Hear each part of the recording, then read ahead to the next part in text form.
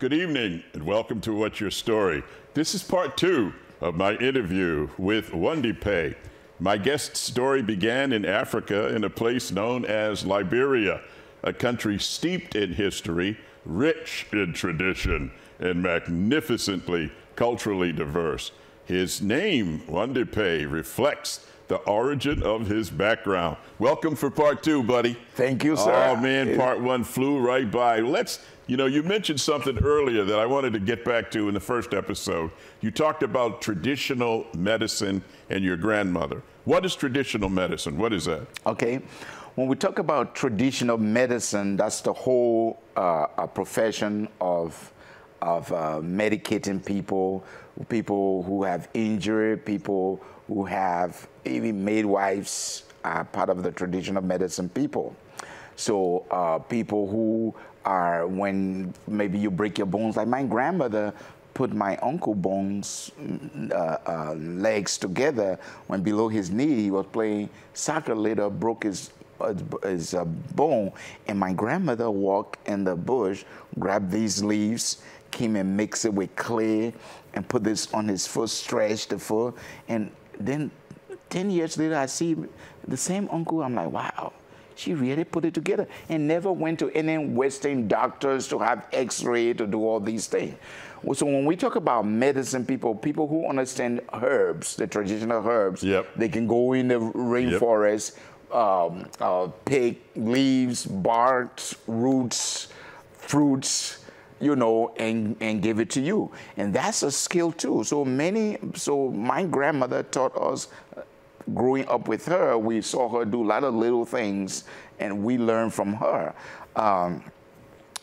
Over the years, and that's what sometimes makes it's difficult for me to go to the doctor, because I think I know all about myself. And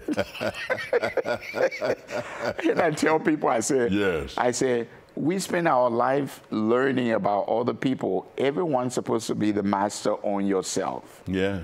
I mean, you live with yourself more than any other person. Yeah. So anyways, that's what traditional medicine is. When we talk about a medicine woman, a medicine man, and it could be slightly different categories. Some are midwives.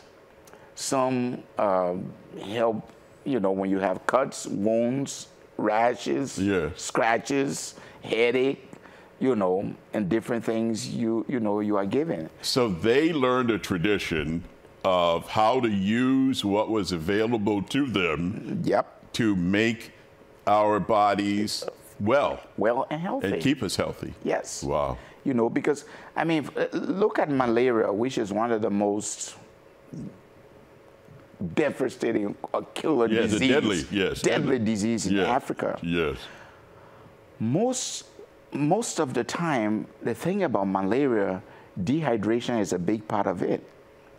So a lot of people figure out there are a lot of mint leaf. You can pick the mint leaf, mix it with ginger, mix it with spice, hot pepper, and give the person lots of liquids. If you give the person spice, especially pepper, pepper sweat, it open your pores and you sweat. So people who have a lot of migraine headache, if they start taking a lot of things to open their pores and let it sweat out, it kind of reduces that. So, but then they say in a malaria country, as soon as they find out your temperature is getting high, they start putting liquid in you and letting you sweat out. Because the more you can sweat it out, the more they pour more liquid out, most of the malaria goes away. But you build immunity to malaria. If you are from that area, you've been bitten by the mosquito, you build immunity. A lot of kids die from it from the time they're young, but you build immunity.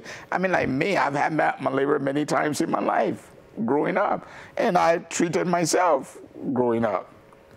That's astounding. Wow. Oh yeah, amazing. We all grew up in the rainforest being bitten by the mosquito. You have malaria, and malaria almost look like COVID. Yeah. It's that weird fever with chill, and you completely, it's like you lost muscle. It's like you don't have a bone in you. You can't even stand. It knocks you down. And lights start going through your eyes. You see weird stuff, you know. Tell me something. What's trow? What's that all about? Okay, so it's tro, right? Tro. What's tro T-R-O, all about? Well, so when I came to Monrovia, I wanted to be a performer, and it was hard. And I was kind of a little radical in a way, you know. You were a radical. Yeah, I always tried to push the you were button. bucking the system, man. Yeah, you know. So I tried to join the national troupe and thing, and then I wasn't too satisfied because if you become part of the national theater group, you become a performer for the big shots. The fat cats. The fat cats, the elite. Yeah. Oh, yeah. So I'm like going, man, I don't want to join this thing. And then when they have kids' birthday, I go perform for their kids, or they having a wedding, I perform for them. Yes. So I'm like, why can't I form my own? Well, before that, so I went to this guy who was a minister at that time, and I said, look, I want to join the group, but in the group, I don't like this whole idea where the artist kind of, almost like you diminish the artist who's supposed to be a national artist, but you're performing for rich people's birthday. Mm-hmm. I mean, what kind of national diet? I can see if you're performing for the country, independence and things that have to do with the country, but they taking you around to, you know, and the guy said, oh, why can't you go form your own group then? If you think you're so special, I guess that's what he was saying, but he said quietly. But I took it serious as a kid. I said, oh. Tro. Play. Play. To me, this is just play. But I take it serious. So we founded, I got 4 friends, we founded the group Tro Artist Workshop in Monrovia that became the 4th largest theater company in Liberia before the war started, before I left Liberia. We were performing in top venues in the country, around the country. And we created one of our most popular shows called Hard Time in Monrovia. Yeah. And Hard Time in Monrovia was this story about these 4 high school kids who left their rural area, came to Monrovia, and the hustle and bustle of the city of kids who all they knew was they want to go to school, yes, and they like theater. Yes. They want to be a performer. Yes. So we created the first drama, Hard Time in Monrovia, where these 4 boys living in this 1 bedroom. Every night we switch 2 on the beds, 2 on the ground. we take turns, you know, because the bed was so small. It was so small, yeah. Yeah. And in that 1 bedroom was all our clothes, our drinking water, everything right there. And then when we have food, because our food, we have to eat our food. We can't share our food with too many people. Yes. And in Hard Time in Monrovia, we have our best chicken dinner one day, and right when we're about to eat it, 7 group of friends show up. And we kind of, by the time that we heard the sound at the door, we were sitting at the table to eat. We transformed the entire room, and all the food went under the beds. But when the four strangers or visitors got in, they could smell the garlic, the onion, the smell. It's like a restaurant. Yeah. So the whole drama center on how to convince these visitors that this is just a regular room. Everything that's smelling that have to do with restaurant doesn't exist in that room. And it's hilarious. So it's a comedy. It's a comedy. So it's called Hard Time in Monrovia. What age did you come to the United States, and how did that happen? I came to the United States on a theater in 1986. I was 16, 17. I came to Seattle. I have this guy saw us in the theater performing U.S. culture attaché in Liberia. Yep. And he said, man, you see, the kid is good. This guy's good, yes. These guys are really good. So the guy said, look, and they used to buy patron tickets from us. And the guy said, well, we have a culture exchange program. All paid for, go to the United States, enroll in theater so you can learn some of the whole idea of the lights, all those stuff that have to do with Western theater, because we were in Monrovia where things were changing. So we said, oh, this is good too. So I got that scholarship and I came to Seattle. But then I said, okay, I'm done with storytelling. I'm done with that, my grandmother's skill. So I came to Seattle and I'm working in professional theater. All right. I'm studying at the University of Washington. I'm going there in theater, doing theater. Okay. And I'm not telling story. I didn't tell people that professionally, I'm like into theater now. I'm into the Western stuff. I forgot because, yeah. And then you need to hear this part. And you know what happened? This white guy I know in Liberia called his niece, not knowing she's a curator at Seattle Art Museum. Yes. And said, do you know the guy? There's a guy that came to the States named Won-Ldy Paye. He's one of the best storyteller. And the lady said, who? So I got a call out of the blue, and the lady go, are you Won-Ldy? I go, yeah. She said, we're looking for a storyteller. I said, who told you I tell story? Because I put this behind You thought that was behind you. Yeah, and I'm thinking too, I'm in the United States now, why would I go tell story for free? Right? Because in Liberia, we do it for free. Yeah, yes. We don't do it for money. Yes. And then she said, we'll pay you. And the light will. But yeah, I mean, for a kid who in the States, I need the money to help me pay you. Money. And when she said, we'll pay you. Pay you. Those are the magic words. I went right back to storytelling, and since then I've been telling stories. So tell us what KCMU and the Village Drum and Masquerade mean to you. KCMU is a public radio station that was operated through the University of Washington. The University of Washington had KUOW, which was the public, the main NPR kind of station. Okay. And then KCMU is a little students-run, non-profit, all free, no one gets paid radio station. All right, yeah. So there used to be a guy named John Cursor who works at the station forever. This white guy, one of the great ethnomusicologists, I would say. He knows a lot about Africa, huge collection of African music. Wow. Yeah. But called me one day and said, look, I think you can do this job, because I was performing all around in the group. Then I founded the group while in Seattle, Village Drum and Masquerade. Yep. To perform traditional mask. It's the first one that was formed in the United States. Yes, first traditional all-African mask dance group, first of its kind. Formed in the United States by you. Very unusual. Wow. Authentic. You see masks like this. Yes, yes. With Africans doing the drum, things you would see, because our idea was to bring the village to the city. That's right. Yes. Okay. So you see people in authentic uniform. People are blown away, because these are masks you see in museums. Right. And to see it for real, people can perform with it. And in fact, that's what makes the group popular with festivals and museums and gallery, because we will perform those things that you only see even in schools and colleges. Everyone wants to see the group, because it's like you don't need to go to the museum. We bring the museum to you, and we put the museum in action. Wow.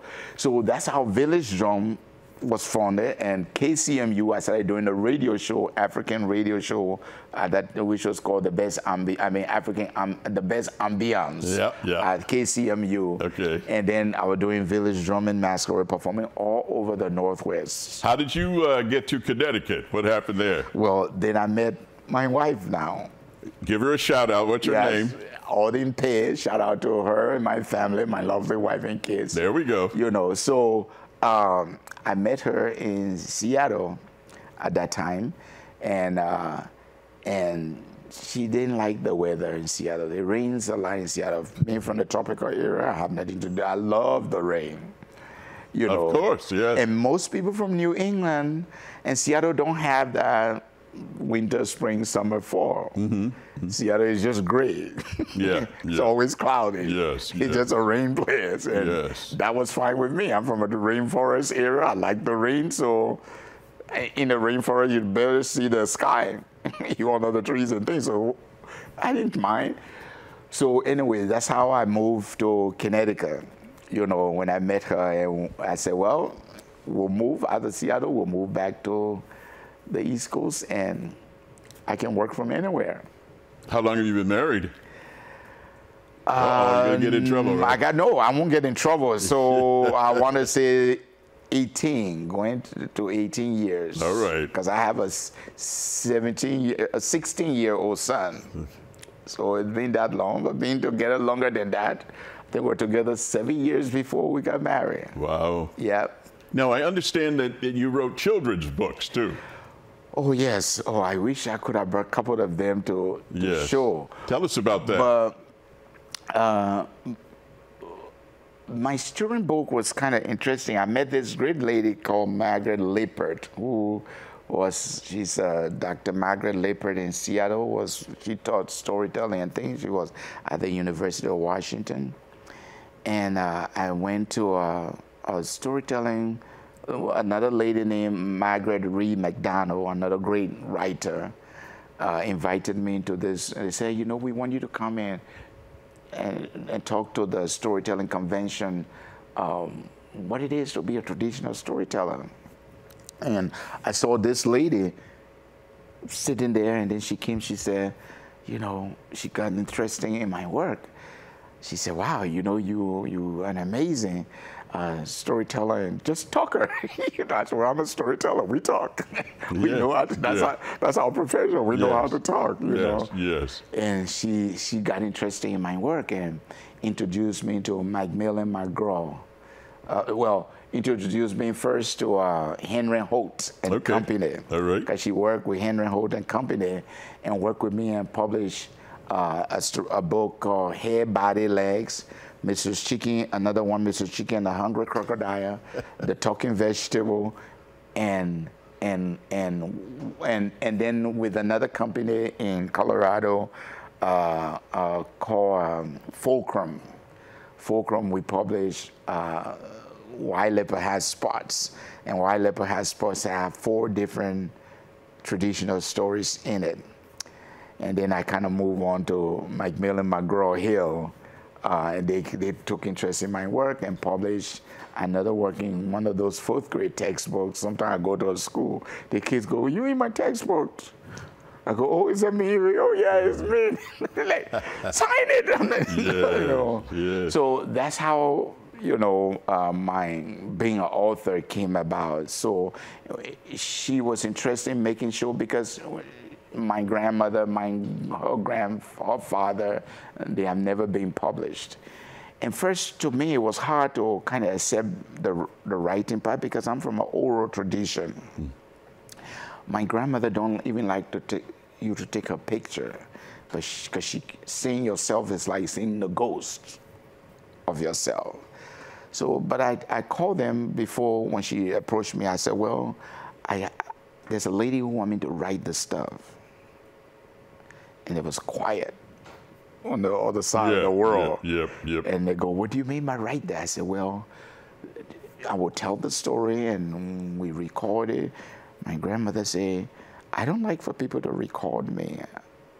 I don't hear my own voice. And I said, I understand, grandmother.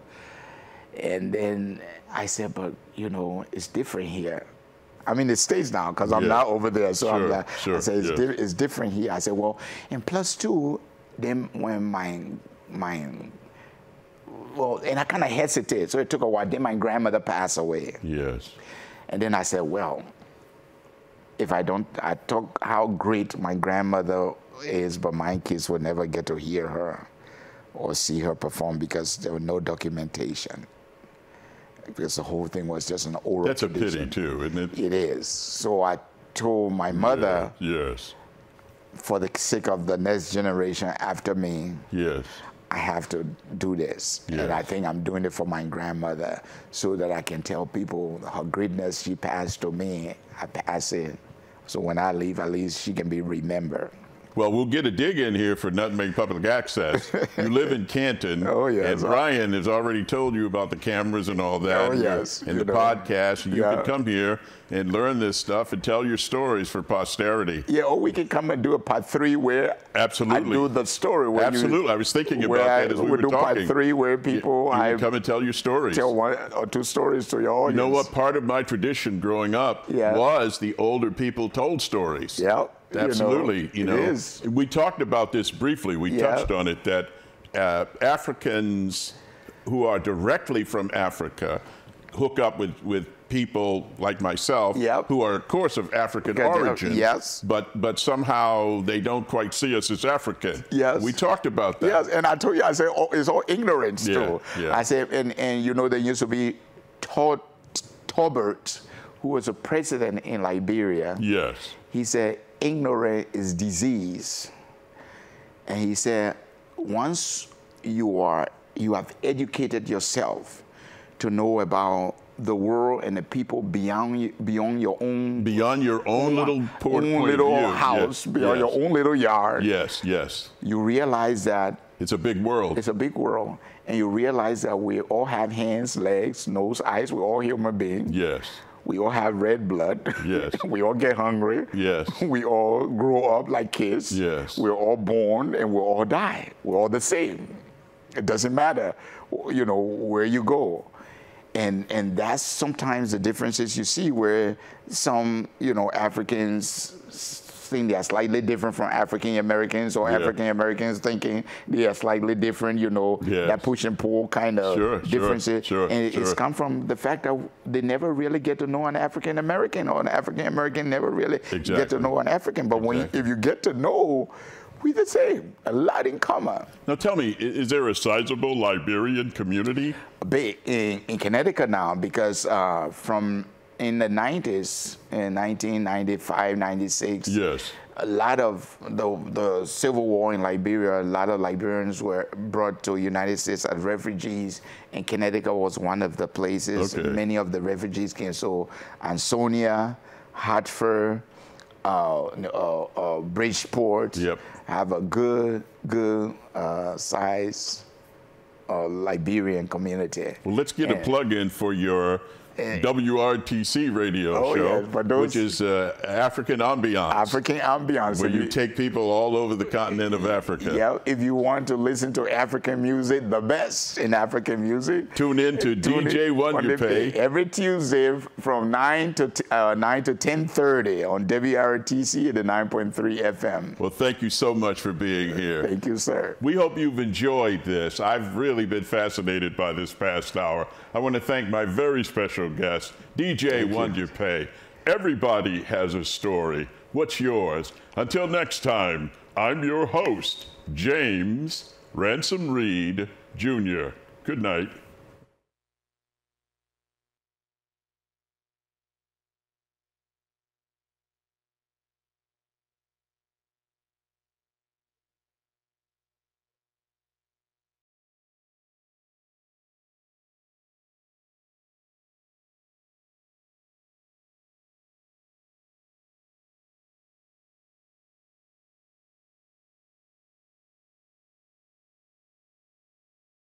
Riverview Apartments is Bristol's two-time beautification award-winning residence community for adults age 55 and older. They offer 1 or 2 bedroom apartments with modern appliances, air conditioning, wall-to-wall carpet, and tiled floors. Both heat and hot water are included. Riverview also offers a wide range of activity rooms that include a billiard parlor and a spacious community room. It is handicap accessible with safe, secure parking for tenants and ample off-street parking for visitors. 860-940-6757 or riverviewbristol.com.